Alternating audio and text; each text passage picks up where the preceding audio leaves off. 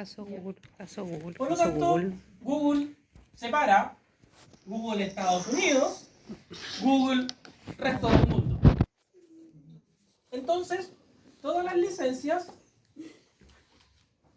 se van a una filial que coloca en Irlanda.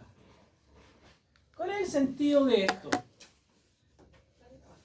Todo lo que hace Irlanda le tiene que pagar por las licencias, ¿ya? Y eso está en el acuerdo de precios de transferencia. Y todo lo que hace Google en Estados Unidos, ¿qué pasa? Y un problema, paga lo que tiene que pagar porque no se va a ir a meter con el IRS.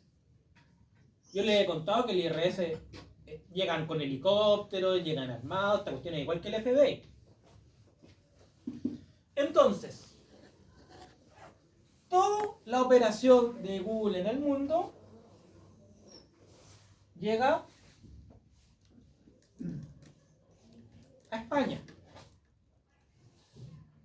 Porque ahí hay una franquicia para lo que llega de fuente extranjera y se declara exento. Y España lo manda al Reino de los Países Bajos, que al ser de la Comunidad Europea tampoco va a pagar impuestos. El Reino de los Países Bajos lo va a mandar a Irlanda y no va a pagar impuestos de retención porque hay una franquicia en los Países Bajos cuando manda a otro país de la Comunidad Europea. Aquí no ha pagado impuestos en ningún lado. Y en Irlanda la norma dice, si el contribuyente tiene domicilio, paga. Si no tiene domicilio, no paga. Entonces la pregunta del millón es, ¿cuándo tengo domicilio en Irlanda? Y Irlanda tiene una norma que dice, o tenía una norma que decía, todas las empresas vengan a Irlanda, colóquense en Irlanda. Yo no les voy a cobrar impuestos. Porque mi norma de domicilio dice, esta empresa se va a entender domiciliada en Irlanda cuando el control y toma de decisiones se ejecuta en Irlanda. Entonces Irlanda en un momento estaba llena de oficinas con empresas que para todos los efectos son domiciliadas en Irlanda, pero para Irlanda no eran domiciliados en ella y no tributaban, porque las decisiones, ¿dónde las tomaban? No es fácil. En el Caribe. Me voy a BVI un fin de semana, me voy a las Bahamas, me voy a Nassau, y ahí hacían las juntas de directorio.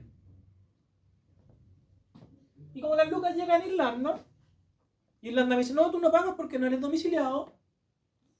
Después mando las lucas a BVI, las Islas Vírgenes Británicas.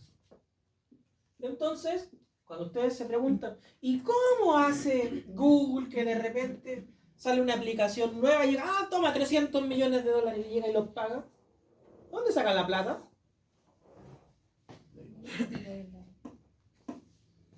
De un bolón de plata que tiene acá y no puede ingresar a Estados Unidos. Porque si las ingresa a Estados Unidos, el IRS va a venir y les va a cobrar impuestos. Entonces, por toda su operación en el exterior, ¿qué es lo que ocurre? No está tributando. Y eso es un caso de elusión internacional. Pero esto ya se acabó.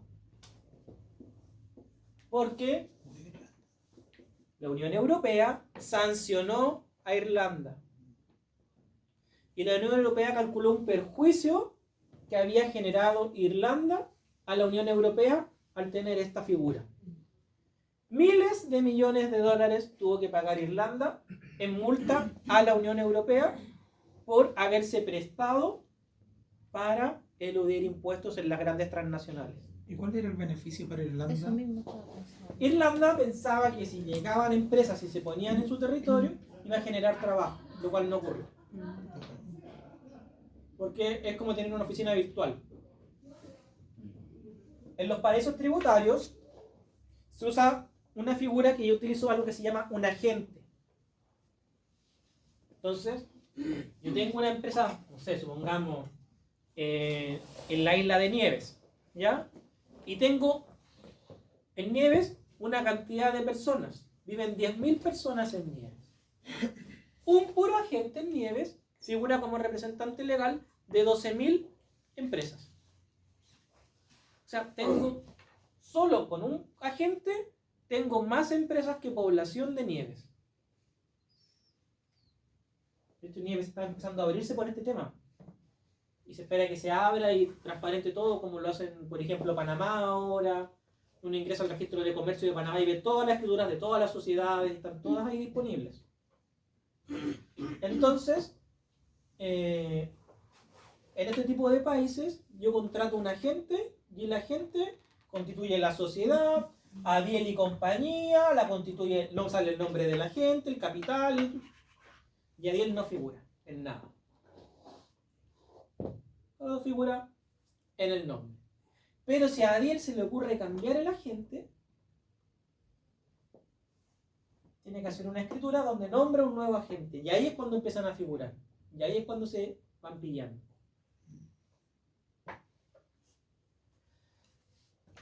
Entonces, todo este caso, ¿cuál es la base?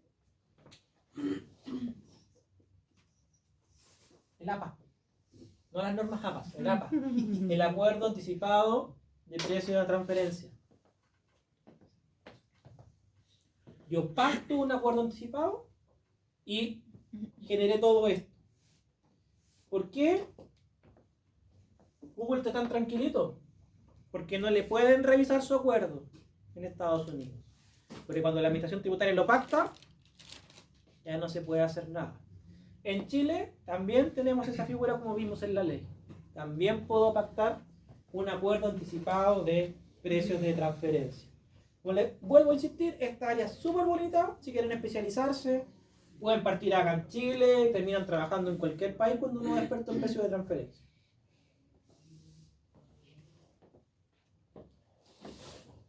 Siguiente norma. Vamos a ver la norma CFC. La norma CFC, bueno, la del 41F no la vimos, pero es una norma de exceso de endeudamiento, ¿ya? La nombramos como norma especial antielusiva en renta, ¿ya? Que es una norma que me grava con impuesto adicional cuando tengo un ratio de endeudamiento superior a 3:1 sobre el capital propio. Mi deuda con mi relacionado en el extranjero tiene que ser mayor de 3:1 y me aplican un impuesto especial. ¿Qué es lo que está pensando la norma?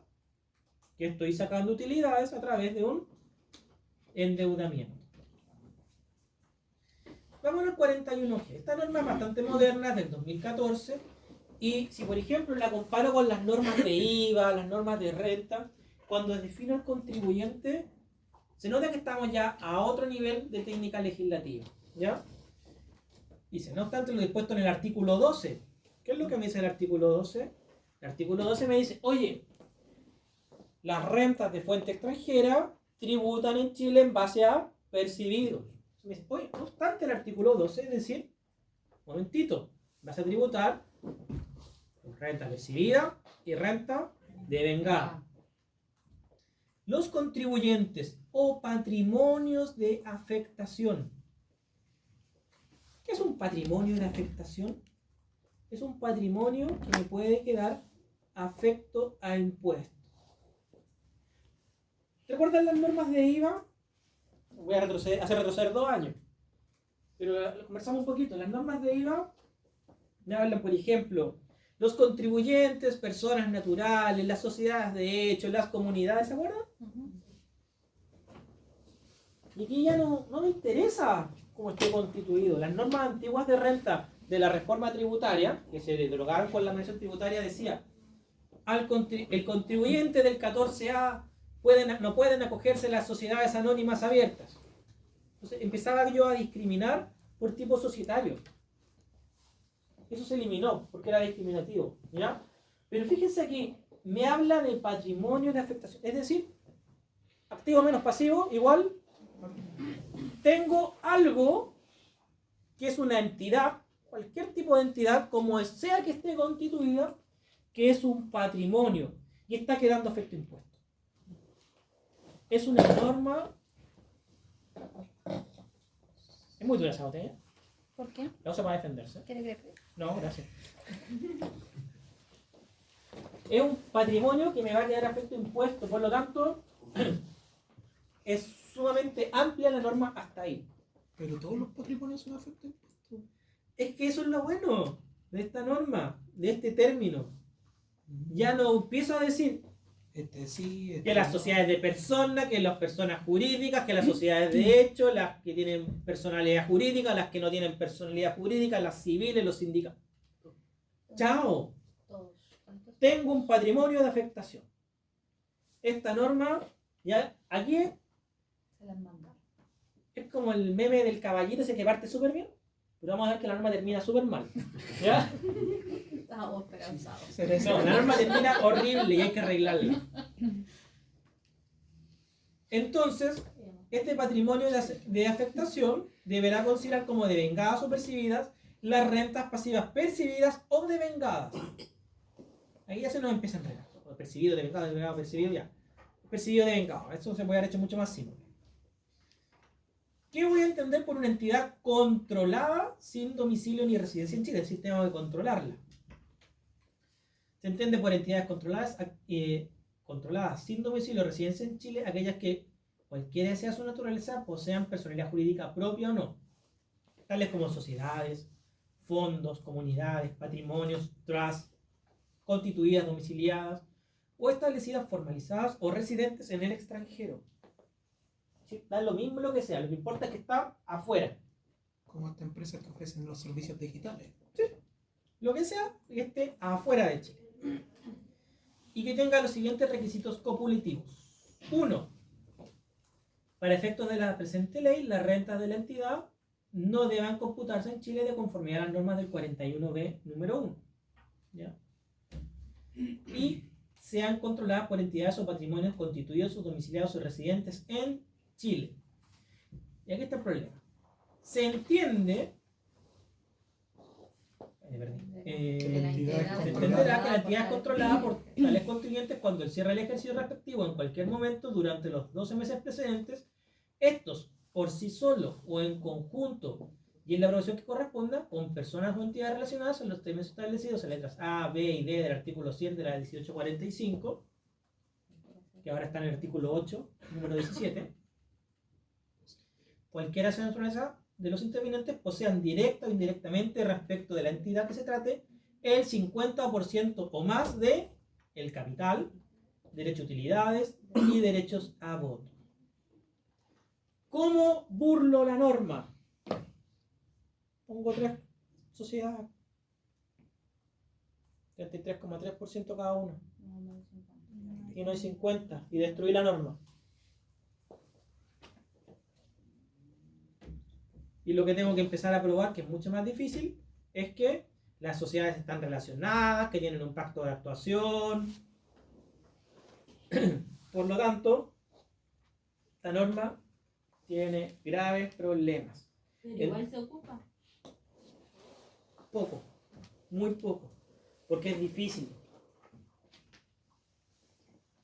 Necesito 2 inversionistas más, cada uno un 33%, y rompimos la norma. Entonces después me tienen que probar que yo estoy de acuerdo con los otros 2 para controlar. Y eso es muy difícil. Tiene que haber un pacto de actuación conjunta. Cuando soy contribuyente muy grande, tengo pactos de actuación conjunta para el control. Por ejemplo, grandes empresas que, por ejemplo, el accionista mayoritario tiene un 12%, lo sigue uno con un 10, otro con un 9, con el 8%. Ahí se ponen de acuerdo entre ellos y llegan al 50%. Y eso se hace a través de un pacto de actuación que va por escritura pública.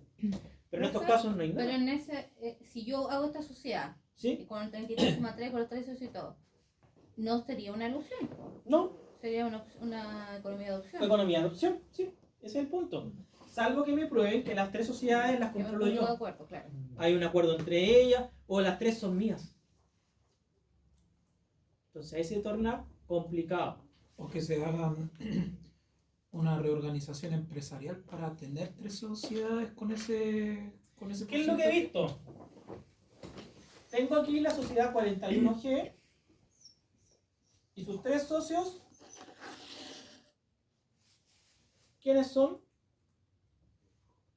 Un contribuyente en BVI, otro en BVI y otro en BVI. Y anda a saber quiénes son. No sabemos, claro. ¿Y por qué está dentro de la malla este grupo empresarial? Ah, no sé. Entonces, de ustedes, pruébamelo. No tiene la información. No está la información. Entonces van a esconderse en paraísos tributarios. Y eso es lo que está atacando el proyecto BEPS de la OPE. Ya, ahora que ya vimos los problemas que tiene la norma, vamos a ver cómo tributa. Primero, tiene que estar en un país o territorio de baja tributación o nula tributación. Esos son los del 41H.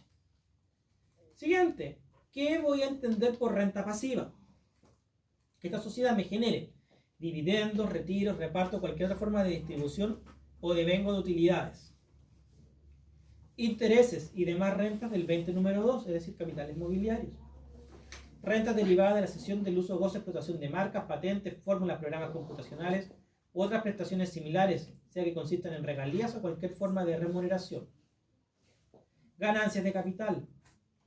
Rentas del arrendamiento o cesión de bienes inmuebles. Ganancias de capital por la enajenación de bienes inmuebles. Rentas provenientes de la cesión de derechos. Rentas que las entidades controladas no domiciliadas ni residentes en Chile obtengan como consecuencia de operaciones con contribuyentes constituidos o domiciliados en Chile. Porque puede ser que una 41G, que a veces se da esto, tengo una empresa en Chile, se va a un 41G y la 41G es accionista de CL2.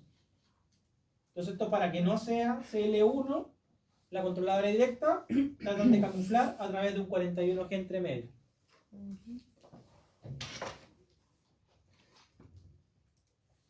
Ya. Entonces, ¿cómo va a tributar?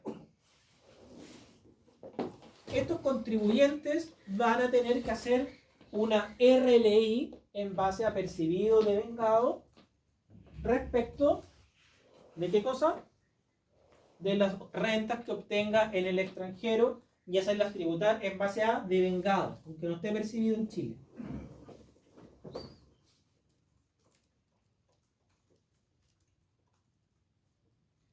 Otra opción, presunción de renta.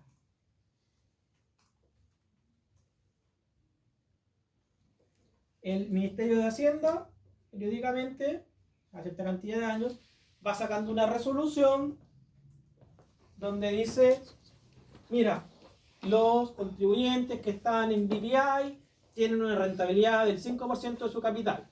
Los contribuyentes que están en, no sé, en la isla de Bermudas tienen un 3% de rentabilidad. Y así sucesivamente. ¿Quién hace eso, verdad?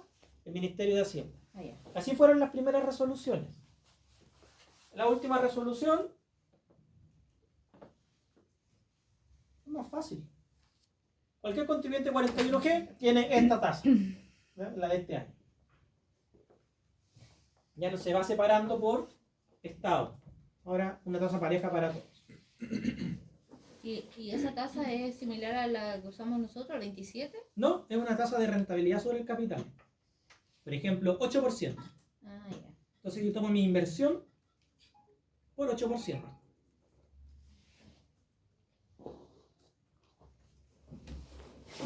«41H». ¿Qué voy a entender por un territorio o jurisdicción que tiene un régimen fiscal preferencial? Debe cumplir por lo menos dos de los siguientes requisitos. Primero, su tasa de tributación efectiva tiene que ser menor al 50% de la tasa adicional. ¿Cuánto era adicional? 35. Entonces, si tengo una tasa efectiva menor a un 50%, es decir, 17,5, significa que estoy frente a un territorio candidato a ser 41H.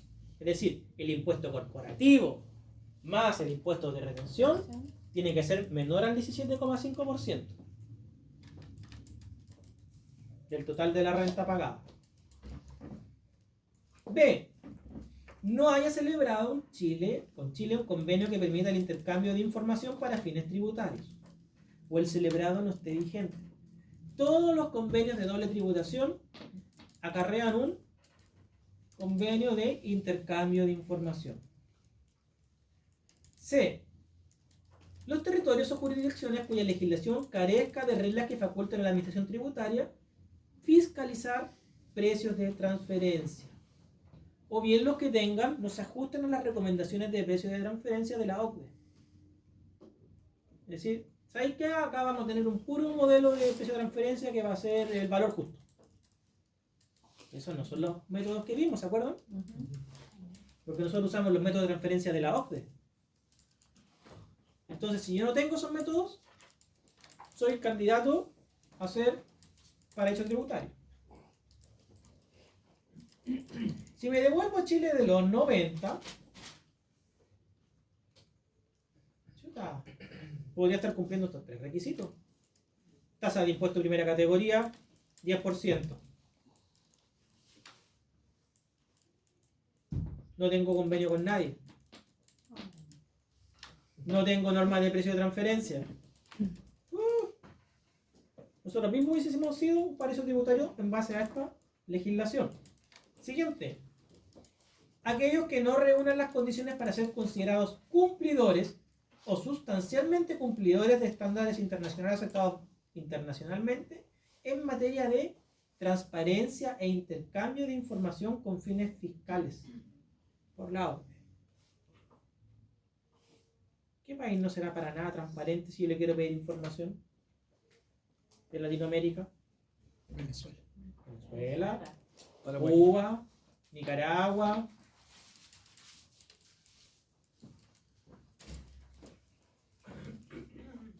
Aquellos cuyas legislaciones mantengan vigente uno o más regímenes fiscales preferenciales para fines fiscales que no cumplen con los estándares en materia de acuerdo de calificación efectuado por la OCDE. Es decir, esos países que tienen un lugarcito, como por ejemplo para nosotros sería Rapa Nui, donde en Rapa Nui no pago ni impuesto de ningún tipo. Pero qué raro.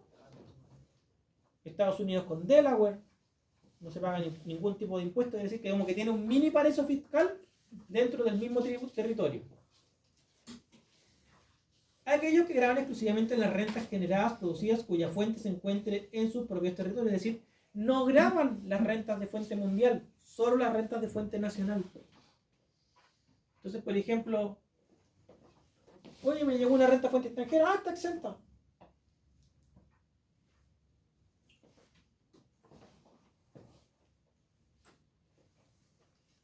No se aplica lo dispuesto en este artículo cuando los países sean miembros de la OCDE. Entonces, ningún país OCDE va a ser 41H. Porque como vimos, por ejemplo, España no grava las rentas de fuente extranjera. Como vimos, Estados Unidos tiene un territorio preferencial que se llama Delaware. Chile tiene un territorio preferencial que se llama Rapa Nui. Entonces, puede ser que tenga un país OCDE como que está cumpliendo esto, pero por ser OCDE, lo vamos a liberar.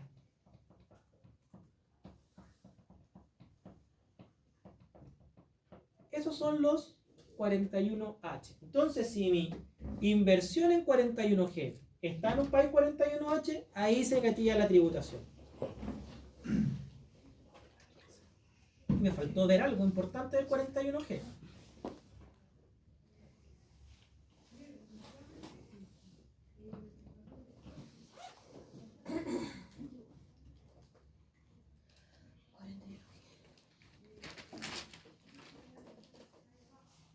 Me faltó ver algo muy importante.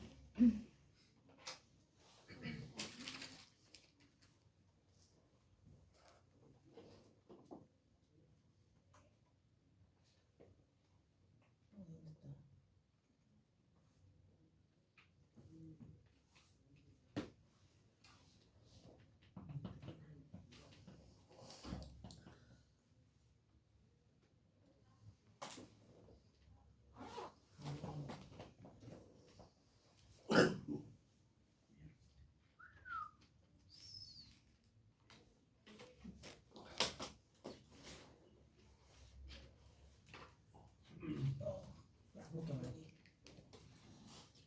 Tope 31G.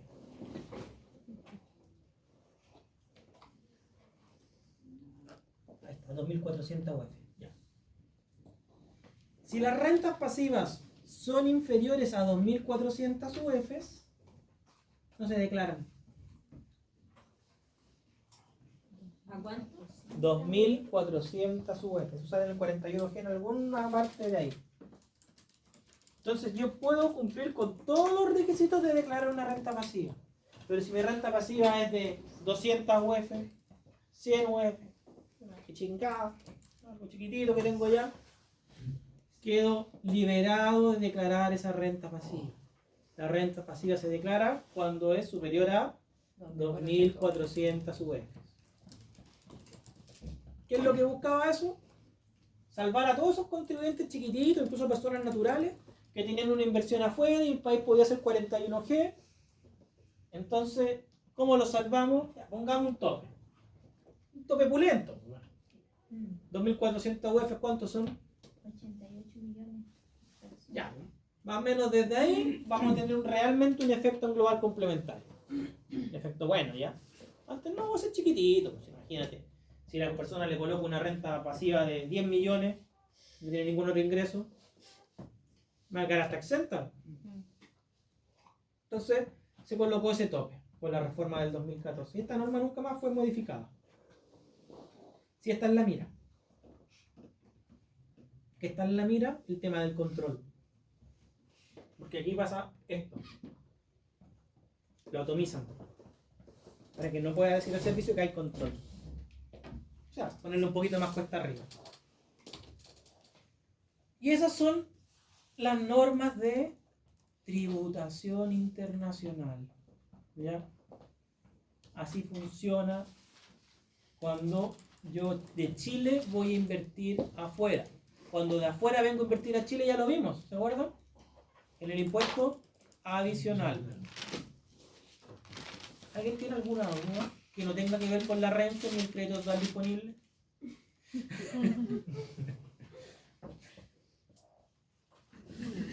¿Le podemos escribir? Le preguntamos cómo está primero. Sí, por Y después favor. le queremos todas las dudas. Sí, por favor. Creo. Yo tengo que ver toda la razón. Yo tengo una pregunta, profe, ¿Sí? pero no tiene que ver con la clase anterior. Ya. ¿Será- ¿Sí? ¿Qué tengo ahí? O sea, Las organizaciones. Claro, con el goodwill y el badwill, ¿Ya? que lo que vimos evidentemente desde el punto de vista tributario, pero esas figuras existen desde el punto de vista financiero. Del punto de vista financiero, ¿cómo yo contabilizo la inversión en empresas relacionadas?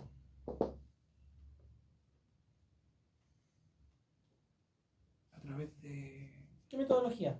del BP. Del BP. ¿Ya? Cuando invierto, ¿cómo le voy a llamar? ¿Plusvalía o Superávit. plusvalía superávit? No, ¿cómo No, no? plusvalía o... O déficit. No, déficit, no. ¿Qué le hizo corporativa? Un tal Oscar Soto. Ah, ya no puedo hacer nada. No hay que morder a la mano que te da de comer. El mismo concepto. El mismo concepto cuando yo hago la inversión financiera. Yo invierto y pagué de más por algo que vale menos. ¿Qué me genera? Una pérdida, un déficit. ¿Y financieramente dónde lo dejo? Como déficit. Tengo la inversión en empresa relacionada, déficit, caja. Y al revés, cuando yo invierto y se me genera una plusvalía, es decir, pagué poco por algo que vale mucho, entonces, ¿qué es lo que dejo? Inversión en empresa relacionada, contra caja y plusvalía. Ahí está el mismo concepto, mayor, menor, menor valor, goodwill y badwill. Es decir, que en financiero decido después dónde va esa plusvalía. Si va a otros ingresos. Exacto. Sí, ya. Y después, eso es desde el punto de vista inicial. Exacto. Porque acuérdense la NIC 12. ¿Qué me genera este tipo de inversiones? Impuestos diferidos. ¿Es una diferencia temporaria o permanente? Permanente. ¿Por qué? Porque me genera una pérdida o una ganancia. No tendría efectos futuros. No, estoy preguntando. La inversión en empresas relacionadas. Esta Ya. pregunta de examen de título, Vamos. ¿ya? ¿Me genera diferencias permanentes o temporales? Temporal. ¿Por qué? Porque en cualquier momento puede existir que la inversión puede pasar de menos a más o al revés. Pues una, Ya, pero eso no me... inicialmente a lo mejor puede haber hecho un mal negocio con Sí. déficit, ¿cierto? Pocos meses. Pero eso no me genera una diferencia temporal. ¿Qué me genera una diferencia temporal, por ejemplo? La depreciación. ¿Por qué? Porque a la larga el activo igual va a quedar a $1. A la larga igual se va a depreciar completamente. Entonces, por eso es una diferencia temporal. Porque a largo plazo, ¿qué pasa? Llegamos al mismo punto. Y una diferencia permanente es una que nunca se va a comunicar, porque siguieron caminos por separado desde el comienzo. ¿Ya? Como el amor. ¿Ya? Desde el comienzo estos se fueron por dos lados. En cambio el otro finalmente se une. ¿Ya? Vamos a poner romántico. Vamos a ponga la música de Chayanne de fondo, por favor. Completamente. Ya, entonces, la inversión en empresas relacionadas es permanente, porque tributariamente, ¿cómo la llevo? Costo histórico corregido. Y financieramente, ¿cómo lo llevo? BP. Nunca se van a comunicar. Por lo tanto, no me genera impuestos diferidos. NIC 12. Voy a con la NIC 12 porque esa la pregunto yo. Ya, pero no sea tan creativo en las preguntas. No, pues cuando son seminarios de título, me las pasan a mí las NIC 12. Ya. De eso voy a conversar en la sala. En tu casa. Pero ahí les estoy dando la pauta, pues. ¿Qué es lo que tengo que aprenderme? La NIC 12. Primero, que es una diferencia temporal y una diferencia permanente. Y para saber si es temporal o permanente, ¿qué es lo que necesito saber? ¿Cómo lo valorizo? Si la valorización se va a comunicar en algún momento o va a siempre seguir distinta.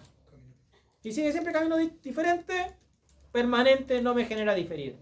Si va por el mismo camino, Se juntan se en algún junta en un momento. camino, por ejemplo la provisión vacaciones. Ah, mira, en algún momento igual me la voy a tomar, igual la voy a llevar a gasto. Ahora te la rechazo, pero después te la voy a aceptar. Ah, ya. Se va a juntar en algún lugar. Ya. Y después ahí ya tengo que determinar El un diferido. activo o un pasivo diferido. Exacto. Entonces tengo que ver si ese ajuste en la RLI me genera un ahorro en el futuro o un pago en el futuro. Si es un ahorro, es un activo, y si es un pago, es un pasivo. ¿Ya? Pregunta de... De seminario de tiro. Y de seminario de gramo, ¿a qué le van a tirar diferidos? De seguro. Siempre dan ese tema.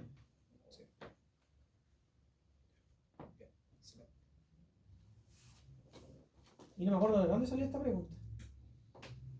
¿Rápido de qué? de Sí. si existía algún... Del goodwill y el badwill, sí. Obvio. Ya, profe. Temario, ¿qué entra a la prueba?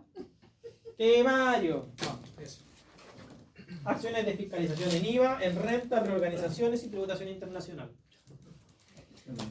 IVA, renta. No sé todo.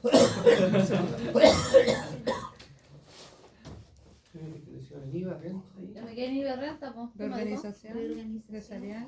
Y tributación internacional. Las tres clases. Y la diapo. Y las diapos. Y la tía. Mañana. Ah, pues, pero ¿por qué no? Tengo muchas. Ay, y ahora no Se le puede. perdieron. No, sí las tengo. Súbela, pues. No, no, vamos. No, Para hoy día- ¿Ya no hay clase el viernes? Que la suba. Ah. Para borrarlo al tiro. Bórrenla. Ya, pero suba la diapo. Para estudiar el viernes. No vamos a juntar ¿Y qué día pone falta la de reorganización? Y el cálculo que estás pidiendo, ¿cuál Y es? el IVA. El IVA. El IVA que La está- academia. No está ahí. Mira ese computador. Es que de hecho lo busqué y no encontré el documento, pero no el Excel es suyo. No estará en ese computador. La organización, tributación internacional, falta que suba. O sea, 2/3 de la. Creo que esa la subió. ¿Qué nos falta? Tengo régimen en renta. Subió IVA la Organización. 7. De IVA y renta estaba. La ¿Qué 7. falta la de la semana pasada? No me falta la de IVA. No, si la subió. No, En sí, la IVA 6. está. A ver, ábrala. ¿Y eso cuándo subió? Otra vez. Ya. Esa estaba. Ya, pues chúfate, pues César. Está enfermito. Ah, de veras está enfermito. No, está por aquí. Está Sí, enfermito. simpática. Y esa popularizada.